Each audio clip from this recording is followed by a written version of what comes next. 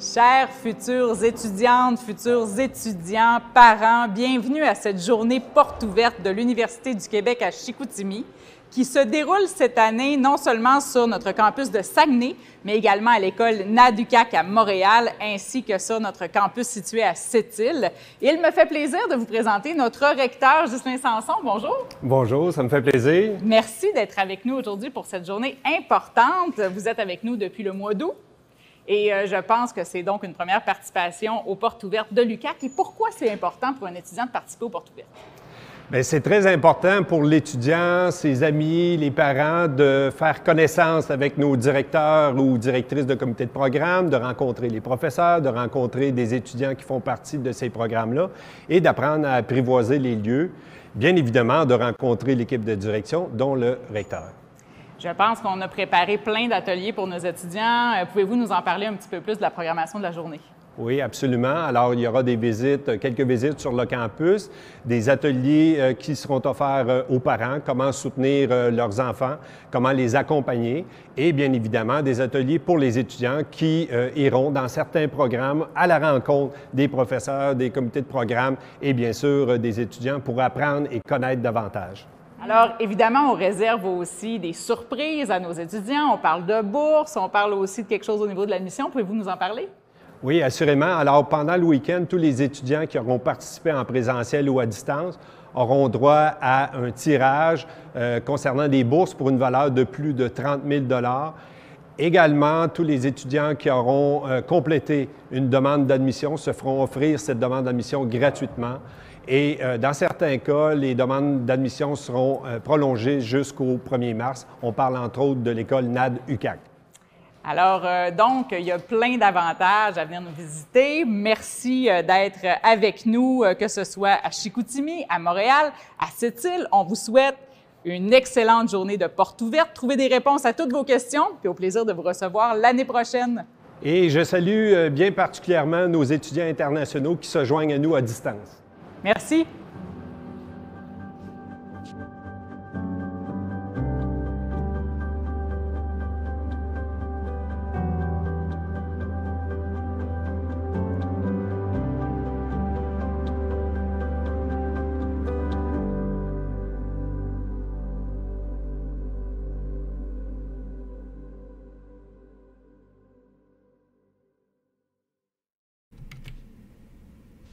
Alors bonjour, bienvenue à cette présentation du programme de baccalauréat en animation 3D et en design numérique de l'école NAD.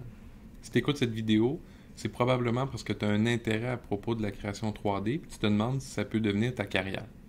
Je vais prendre les prochaines minutes pour te présenter qui on est à l'école NAD puis en quoi on peut te permettre d'accéder à des carrières dans le développement de jeux vidéo, la création d'effets visuels ou de la création de films d'animation. Tout d'abord, je me présente, mon nom est Ghislain Benoît, je suis directeur académique à l'école NAD, donc je suis responsable des programmes, en plus d'être professeur depuis une dizaine d'années. Avant d'aller trop loin dans qui nous sommes à l'école NAD, c'est important de comprendre c'est quoi la création 3D. Tout le monde se fait une idée, mais ça reste un concept qui peut être abstrait pour certains. Une analogie que j'aime bien utiliser pour expliquer ce que l'on fait, c'est la notion de maquette réelle. Donc si on se reporte il y a quelques années, dans les années 80 par exemple, quand on voulait tourner des effets spéciaux, ce qu'on faisait, entre autres, c'était de recréer une maquette à petite échelle. Donc, on allait recréer des pièces de décor, on allait recréer des voitures. Donc, si on voit des exemples avec Ghostbusters, on allait par la suite recréer l'éclairage, recréer des personnages à l'occasion. Puis, on allait placer une caméra à l'intérieur de cette maquette à petite échelle. Puis, on allait tourner une séquence vidéo. Ça permettait de recréer l'illusion qu'on était dans un vrai environnement, mais d'ajouter des éléments qui étaient irréels. Quand on parle de création 3D, c'est le même processus qui est appliqué, donc on recrée une maquette, mais cette maquette-là, au lieu d'être à petite échelle, mais elle est virtuelle, donc elle est en mémoire, elle est stockée sur ordinateur.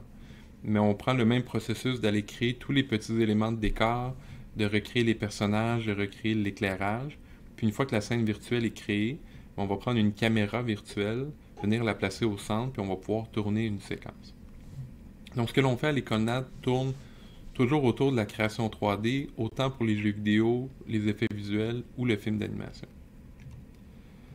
Durant le reste de la présentation, Ben, je vais te commencer par te parler de l'école, te parler du campus montréalais, de nos installations. Ensuite, je vais te faire une présentation de notre programme de baccalauréat. Puis, je vais t'expliquer en quoi le lien avec l'industrie pour l'école NAD est bénéfique pour les étudiants de notre campus. Finalement, je vais terminer en t'expliquant quelles sont les étapes pour la procédure pour déposer une demande d'admission. Donc, premièrement, l'école NAD a été fondée en 1992. Ça a été la première école de 3D au Canada, puis on se spécialisait surtout en effets visuels. À la fin des années 90, on a ajouté un programme en jeux vidéo, puis en 2008, on s'est associé à l'Université du Québec à Chicoutimi pour commencer à offrir des programmes universitaires. Depuis 2008, on offre des programmes aux 2 cycles, donc autant au premier cycle qu'au cycle supérieur avec un programme de maîtrise. Depuis 1992, on a plus de 2000 diplômés qui sont dans tous les studios à travers le monde, puis on retrouve environ 450-460 étudiants en tout temps sur le campus. Je crois par exemple que le meilleur moyen de vraiment comprendre qui on est à l'école NAD, c'est de vivre l'expérience, puis de pouvoir parler aux gens, puis de voir les installations. Donc on a préparé une courte vidéo pour te permettre de mieux comprendre qui l'on est.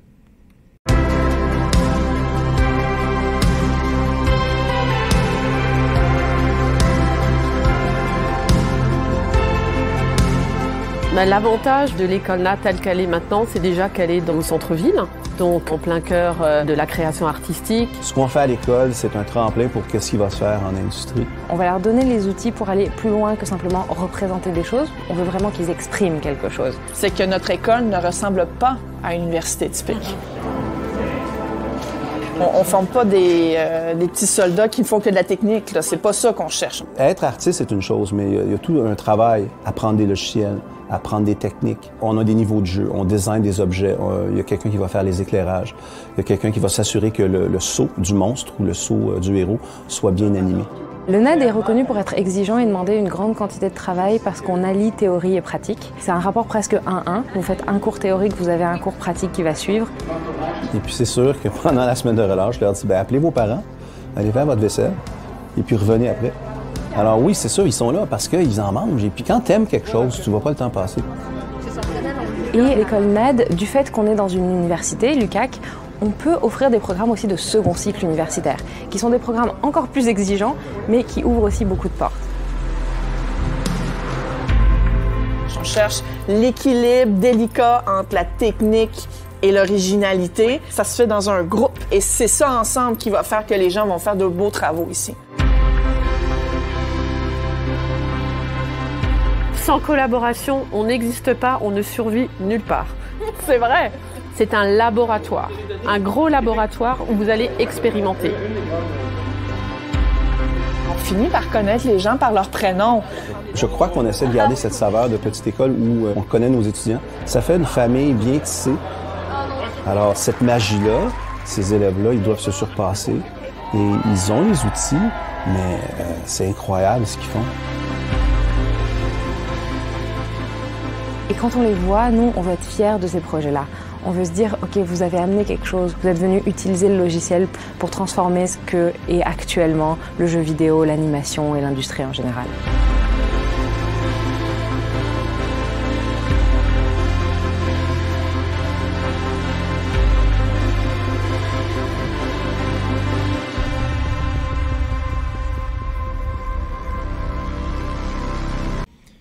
Donc, tu as pu voir à l'intérieur de la vidéo, il y a vraiment une approche qui est de proximité. Donc, l'école NAD, c'est une grande famille. Donc, on veut que les enseignants, les professeurs soient près des étudiants. Puis, on est vraiment impliqué dans la possibilité de t'offrir des outils pour ta carrière future. Au niveau des parcours académiques, on a 3 grands programmes. Donc, le programme où on retrouve le plus grand nombre d'étudiants, c'est le baccalauréat en animation 3D en design numérique, dans lequel on va retrouver 2 concentrations. Une concentration liée aux effets visuels et aux films d'animation, puis une deuxième concentration liée aux jeux vidéo. Par la suite, les étudiants ont aussi la possibilité de poursuivre au cycle supérieur avec le programme de DES en design de jeux vidéo narratifs, donc plus en lien avec la narration dans le jeu vidéo, puis un programme de maîtrise en design numérique. À la maîtrise, on apprend à faire de la recherche, puis on se spécialise en design numérique. Si tu es intéressé par l'un ou l'autre des 2 programmes de DES et de maîtrise, je t'invite à aller voir, il y a aussi d'autres vidéos à propos de ces programmes-là. Mais quand on parle de création 3D, ça reste un champ disciplinaire qui est très vaste dans lequel on va retrouver plusieurs carrières. Donc on va retrouver autant des gens qui vont modéliser les personnages, on va retrouver des gens qui vont faire les squelettes, ce qu'on appelle faire les règles afin de pouvoir les déplacer, un peu comme le fait un marionnettiste. On va avoir des personnes qui vont faire les animations, qui vont déplacer les personnages. On va avoir des gens qui vont créer des effets de simulation, des effets de neige, des effets de fourrure. Tout ça pour dire, la création 3D, c'est très large, puis ça peut intéresser des personnes avec des bagages et des intérêts vraiment différents. Donc, par exemple, il y a des gens ou des étudiants qui vont se spécialiser en design de jeux. Donc, pour tous les étudiants ou les personnes qui créent leur propre jeu de société, qui font des quêtes de Donjons et Dragons, ben, il y a une place pour vous dans notre domaine d'activité. Si vous avez une sensibilité qui est plus artistique, vous aimez le dessin, vous aimez l'animation, il y a aussi une place pour vous. Si vous êtes plus près de la technique, de la simulation, de la physique, mais il peut y avoir aussi une place pour vous. Donc, la création 3D, c'est très large, puis ça peut répondre aux attentes de différents profils d'étudiants. Avec l'École NAD, on peut vous offrir plus qu'une formation. Donc, on veut vraiment vous permettre d'avoir différentes opportunités qui vont venir enrichir votre parcours. Pour y arriver, on a entre autres des programmes d'échange à l'international. Donc, on offre la possibilité à nos étudiants d'aller faire 1 ou 2 trimestres à l'étranger. Donc, pour l'instant, on a quelques ententes, par exemple en France ou en Belgique, où nos étudiants peuvent aller à l'international.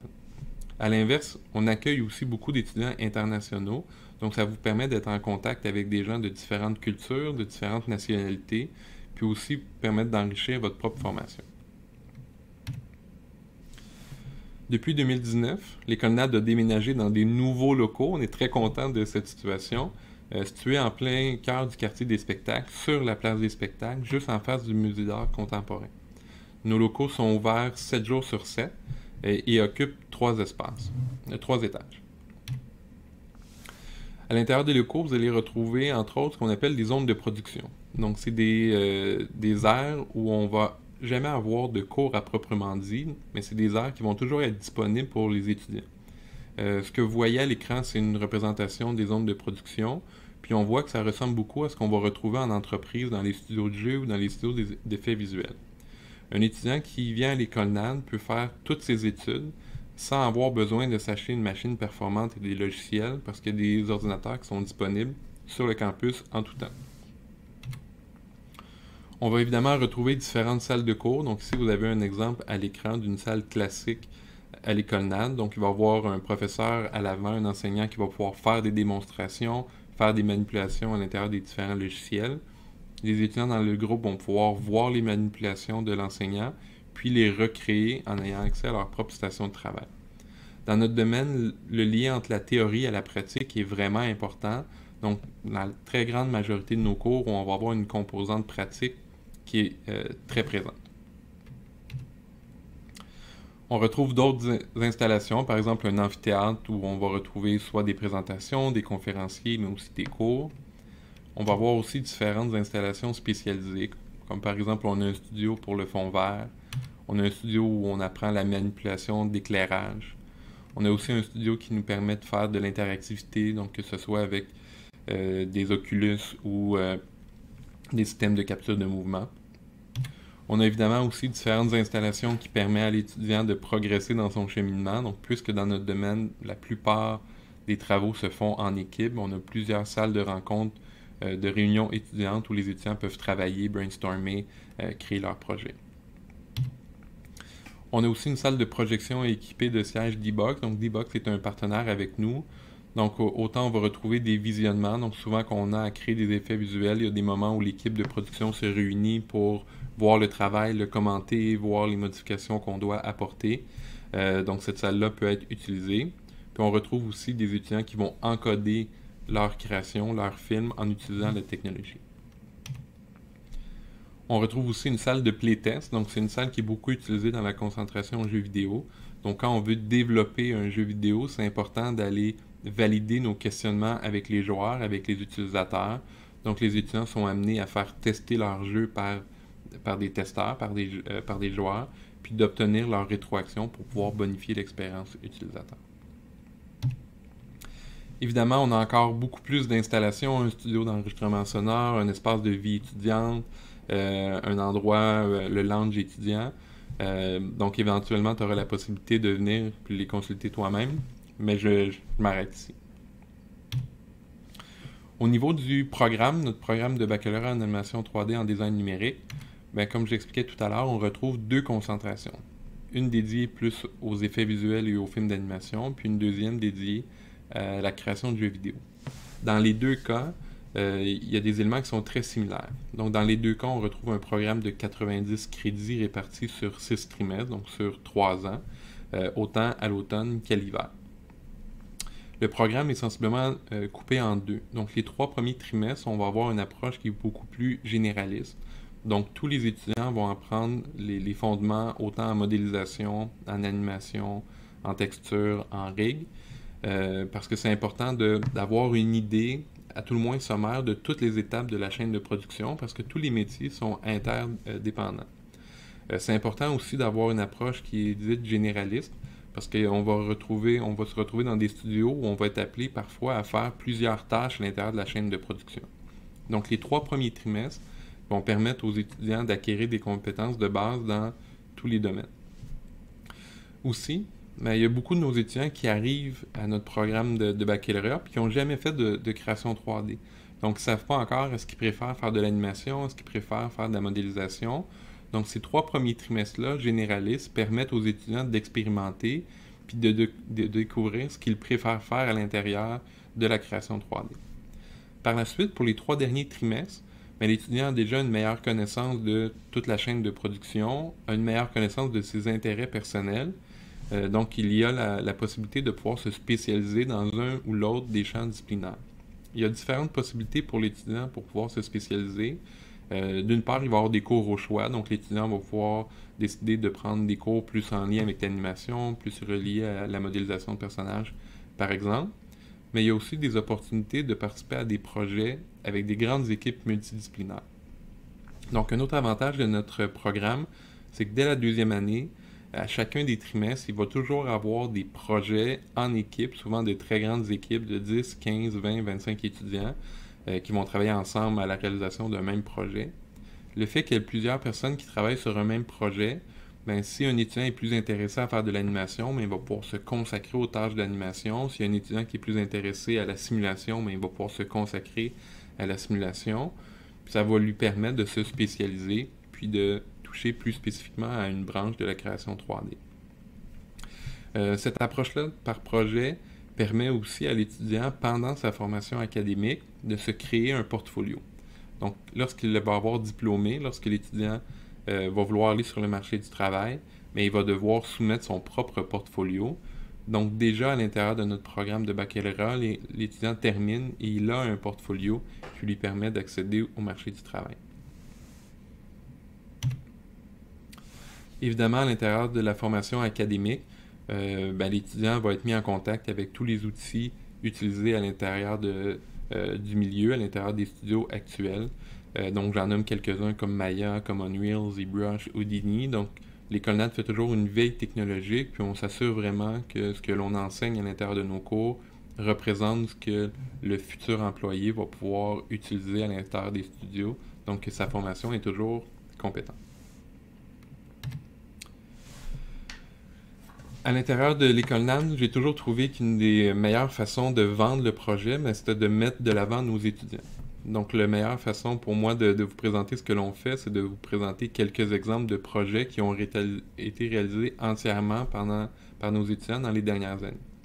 Donc, un premier exemple qu'on va voir ici, c'est un court-métrage d'animation réalisé à l'hiver 2020.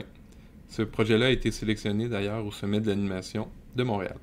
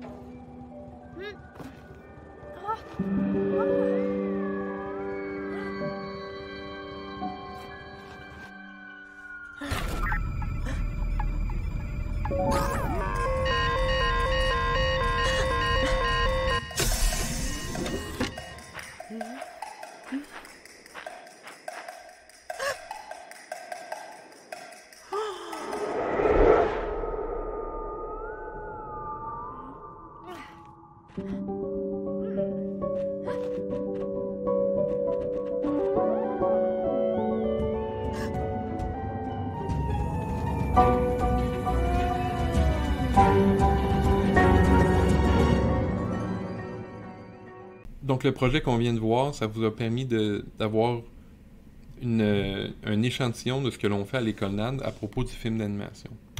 On a aussi une autre branche qui est plus en lien avec les effets visuels et le film et la création pour le cinéma et la télé. Donc ici, je présente un deuxième court-métrage qui a été réalisé par les étudiants en VFX. Puis ce projet-là, d'ailleurs, était encodé avec la technologie D-Box.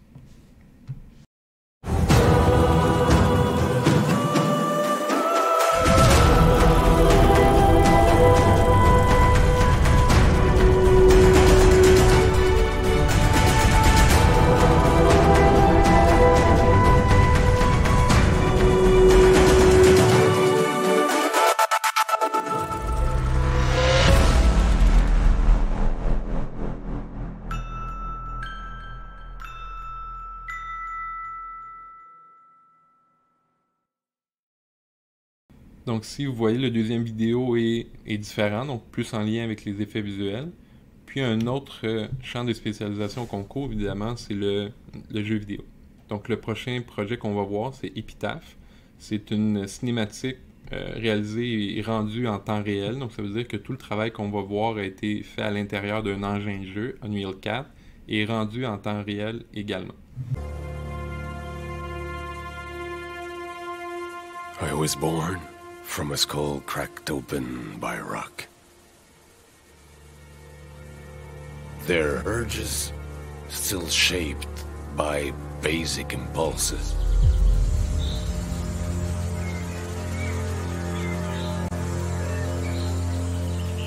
I taught them how to use nature's gifts.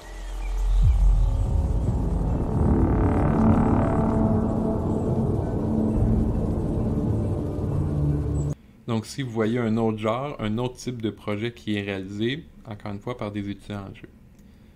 Finalement, le premier projet qu'on voyait par des étudiants en jeu était en lien avec une création de cinématiques, mais les étudiants ne font pas que des cinématiques, ils font aussi des vrais projets de jeux vidéo. Donc si vous avez un exemple avec Equilibrium, qui est un jeu sur le parcours narratif d'une femme en dépression. Donc, ce type d'occasion-là, de projet, permet aux étudiants de développer un jeu, de concevoir des jeux, puis d'être en lien direct avec des joueurs, puis de comprendre vraiment mieux le processus de création. D'ailleurs, le projet Equilibrium a gagné le prix du Best in Show à la prestigieuse conférence internationale de KaiPlay il y a quelques années.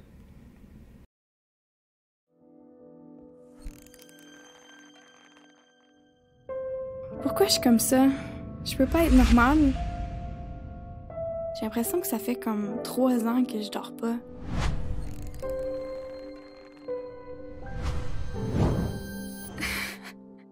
Claire, qu'est-ce qui se passe? Je sais pas. Je suis capable. Ça va aller.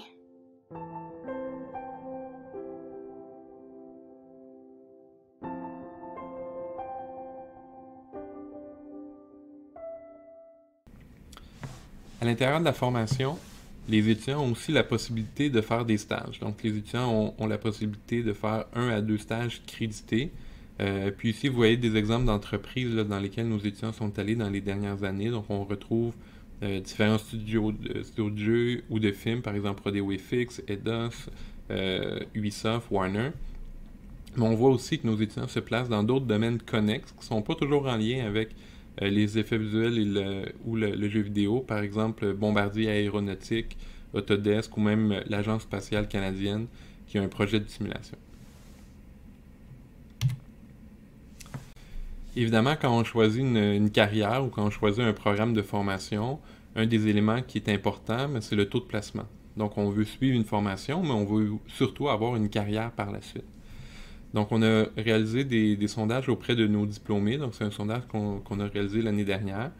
Puis, nos diplômés qui avaient diplômé à l'intérieur de 2 ans, de tous les répondants, il y avait environ 90% des répondants de nos diplômés qui étaient actuellement en emploi. On avait un 5% qui était toujours aux études, donc qui avait poursuivi à la maîtrise. Puis il y avait seulement 3% des diplômés qui étaient à la recherche d'un emploi. Donc on voit que le taux de placement de notre programme est très bon. Donc la formation mène à une carrière, soit en développement de jeu ou en effet visuel. Ce qui est d'autant plus intéressant, c'est que pour tous les étudiants ou les diplômés qui étaient à l'emploi, 92% d'entre eux ont répondu avoir un emploi qui était lié au domaine, donc effectivement dans un studio de jeu ou un studio d'effets visuels. Donc nos étudiants, nos diplômés passés se sont placés, donc se sont trouvés un emploi, mais les projections pour le marché de l'emploi à Montréal sont très positives. Donc si vous voyez un graphique de l'évolution du nombre d'emplois à Montréal en jeux vidéo depuis 2002, donc on voit que c'est en croissance constante, puis les derniers chiffres sont tout aussi valables. Donc en 2016, on retrouvait environ 173 studios de jeux différents pour un peu moins de 10 000 emplois. Maintenant, en 2021, on est à plus de 250 studios différents et 14 000 emplois directs reliés au domaine du jeu vidéo. On prévoit d'ailleurs dans les prochaines années une croissance du marché de l'emploi de plus de 2000 emplois. Donc, il y a une demande de personnel qualifié. Donc, c'est un bon temps pour travailler dans le domaine de la création de jeux vidéo.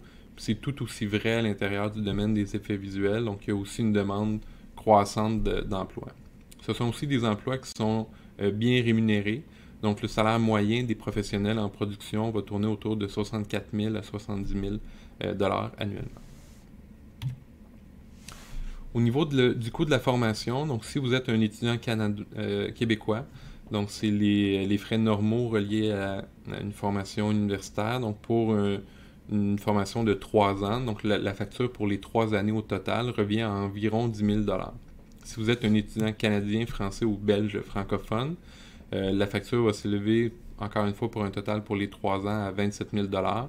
Puis un étudiant international va payer environ 66 000 $. Un autre avantage de l'école NAN, c'est qu'on a maintenu un lien fort avec l'industrie depuis plusieurs années.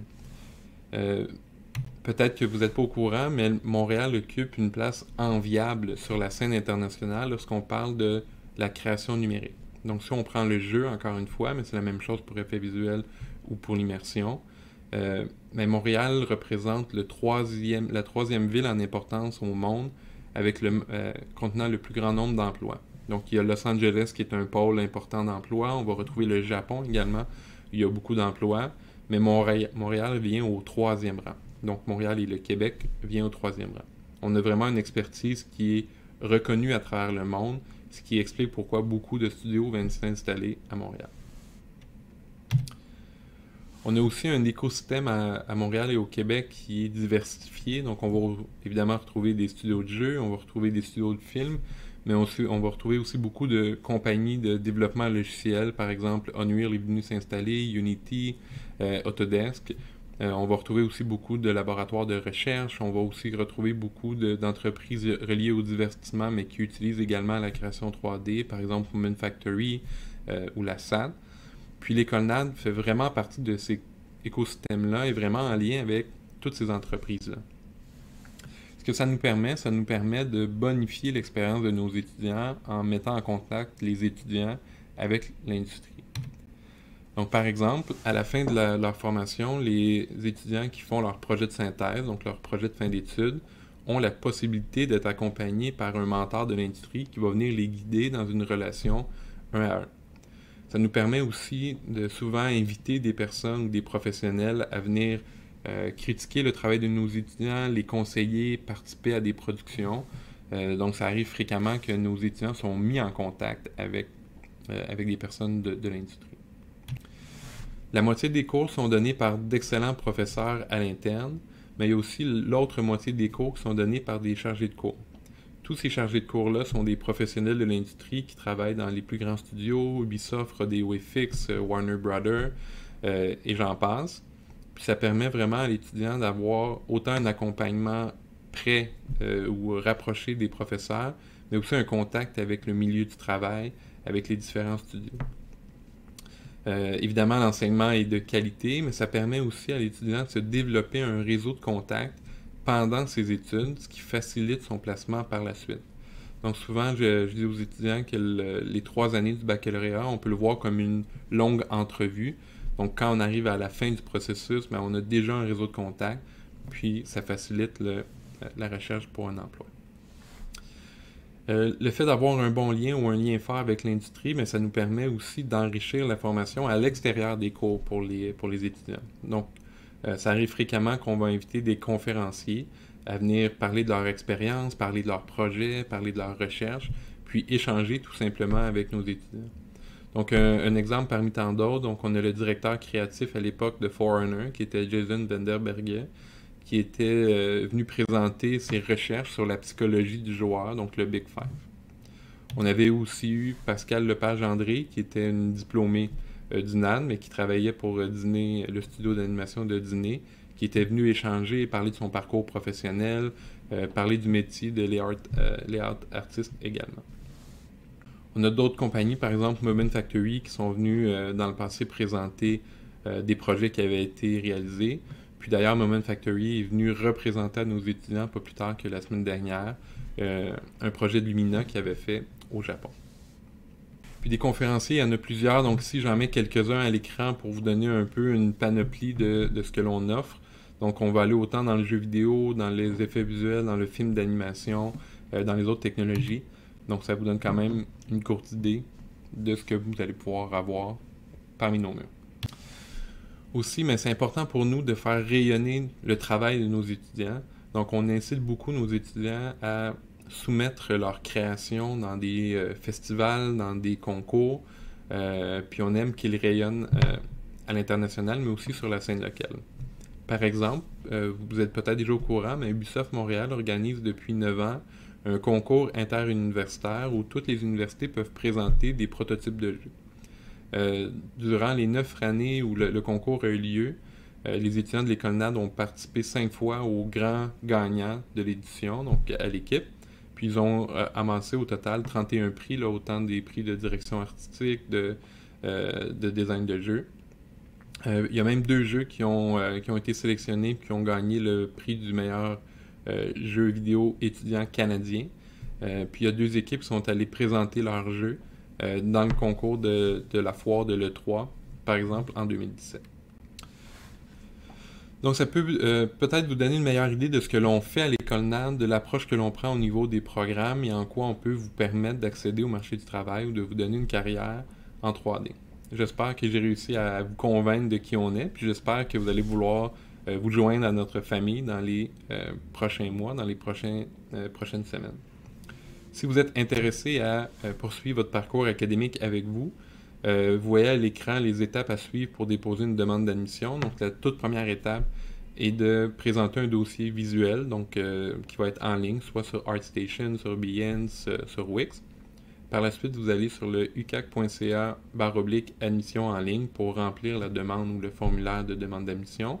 Puis, une fois que la demande est complétée, vous pouvez nous envoyer le lien vers votre portfolio à l'adresse courriel info@nad.ca. Pendant toutes ces étapes-là, si jamais tu as une question, tu ne sais pas trop comment procéder, n'hésite jamais à nous envoyer une courriel, encore une fois à info@nad.ca, puis un membre de l'équipe programme qui va pouvoir t'accompagner. Ceci dit, on a encore beaucoup de temps devant nous pour préparer les demandes d'admission, donc la date limite pour faire le dépôt d'une demande d'admission est le 1er mars prochain. Aussi, tu seras peut-être heureux de savoir qu'à chaque année, on remet différentes bourses, mais entre autres des bourses d'admission. Donc, les 2 étudiants ou les 2 nouveaux admis qui ont présenté le meilleur dossier visuel se font attribuer des bourses de 2500 $. Donc, j'espère que j'ai réussi à te convaincre de la qualité de notre programme, puis j'espère aussi te voir avec nous dans les prochains mois. D'ici là, je t'invite à nous suivre sur les différents médias sociaux, donc autant Facebook, Instagram, YouTube, à l'adresse que tu vois à l'écran. Donc, en espérant te voir prochainement. Bonne journée!